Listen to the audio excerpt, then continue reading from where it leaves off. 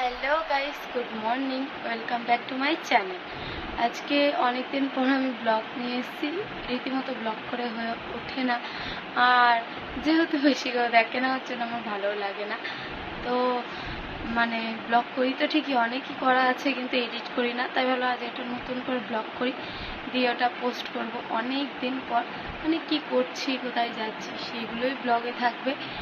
আর এখন আমি উঠে গিয়েছি, উঠে কাজকর্ম অলরেডি সারা হয়ে গিয়েছে, বেশি কিছু না। তো ছেলের খাবার বসিয়ে দিয়েছি, তো উঠবে, তারপরে খাওয়াবো। তো চলো দেখতে থাকো আর সাথে থাকো। টাটা। এই তো মা খাবার নিয়ে চলে এসছে, স্টেশন থেকে এনেছিল কচুরি। তো মায়ের সাথে একটা আড্ডা মেরেছিলাম বলে মা হাসছে, দেখো কিরমভাবে। তো চলো। এই গাইস, তো আমার জানেমান উঠে গেছে। তো এটা হলো আমার জানেমান, খেলা করছে একা একাই। ওর ভাষা গাইস, কি ভাষা আমি নিজেও জানি না, তো আমি বলতে পারবো না ও কি বলছে। এটা একটু জাস্ট ফান। এই মাথা সোজা কর গাইস, ও এখন খেলার মুডে আছে। আর একে দেখো গাইস, ফলস নোক লাগিয়ে নিজেকে নিজে বড় হুনু ভাবছে, ছুচো মাস্টার। ফ্রেন্ডস, এই যে ছেলের খিচুড়ি, যেটা তখন বললাম বানাচ্ছি, তো এই যে এরকম হয়েছে। আর মিক্সিতে কিছুটা তুলে নিয়েছি, যাতে হলো কি এইটা পেস্ট করে খাওয়াবো ওকে, হাত দিয়েই খাওয়াই, পেস্ট করে খাওয়াবো। আর এইটা হচ্ছে রেখে দিয়েছি, ও বারে বারে খাবে, ওকে অন্য কোনো খাবার আর দিই না আমি। তো দেখো আর এগুলোর কি অবস্থা করেছে আমি খিচুড়ি করতে গিয়ে। আর এটা আমি এখন পেস্ট করব, কিছুটা জল দেবো এর ভেতর, হালকা।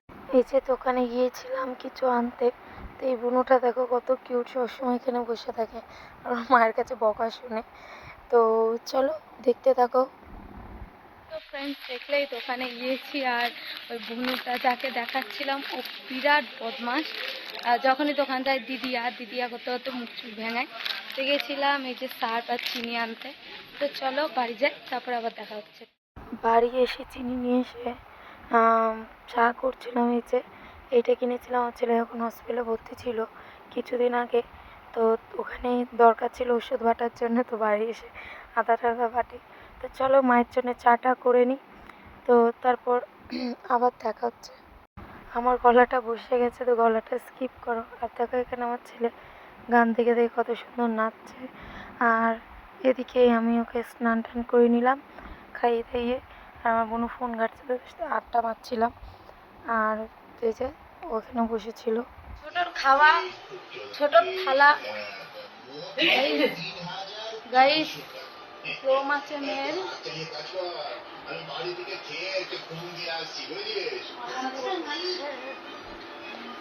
গাইস খাচ্ছে।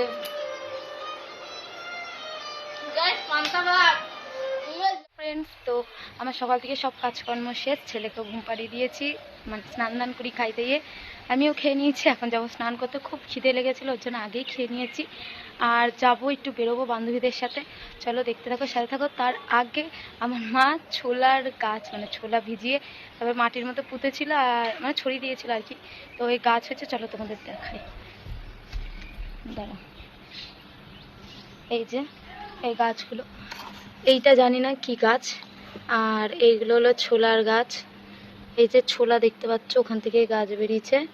এই গাছগুলো মা এই শাকগুলো তুলবে, তুলে ছোলার শাক রান্না করবে। তো চলো এখনকার মতো টাটা। ফ্রেন্ডস, আমি রেডি হয়ে গিয়েছি, আর আমার বান্ধবীরাও রেডি হচ্ছে, ওদের একটা একটা চেঞ্জ করছে। তো আমি রেডি হয়ে গেছি, ফুল আউটফিট তো দেখাতে পারছি না, কেউ নেই ক্যামেরা ধরা।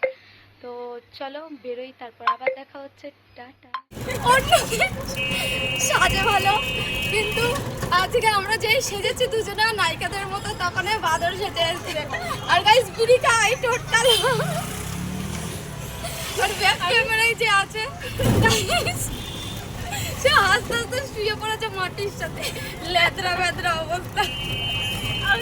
এই যে বান্ধবীদের সাথে আড্ডা মারতে মারতে আমরা টোটো করে যাচ্ছি। আর কি বলছিল, ওটা স্কিপ করে দিয়েছি, সাউন্ডটা কেটে দিয়েছি। আর বলতে বলতে আমরা পৌঁছেও গিয়েছি, আর এটা ছিল ছট পুজোর দিনকার ব্লগ।